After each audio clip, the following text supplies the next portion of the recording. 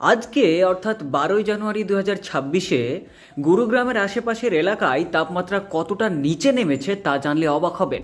Gurgaon city is like 4-5 kilometers west to me. তীব্র শৈত্যপ্রবাহের কারণে হিমাঙ্কের নিচে নেমেছে তাপমাত্রা।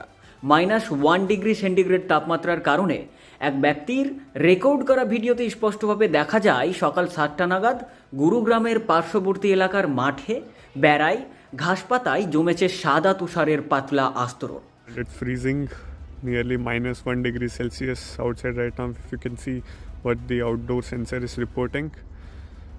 Gurgaon city is like 4-5 kilometers west to me. There is ground frost everywhere. If you can see this, these are ice. इसको पाला भी कहा जाता है. This is proper ice, and on the ground as well it has completely freezed.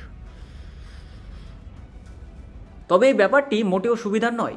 মানুষ যেভাবে প্রকৃতিকে দিন দিন অত্যাচার করে আসছে, পাহাড় কাটছে, পর্বত কাটছে, বৃক্ষছেদন করছে, তারই কুফল এগুলো। ভারতীয় আবহাওয়া দপ্তর অর্থাৎ আইএমডি জানিয়েছে আগামী দিনেও এই ধরনের ঠান্ডা আবহাওয়া থাকার সম্ভাবনা প্রবল।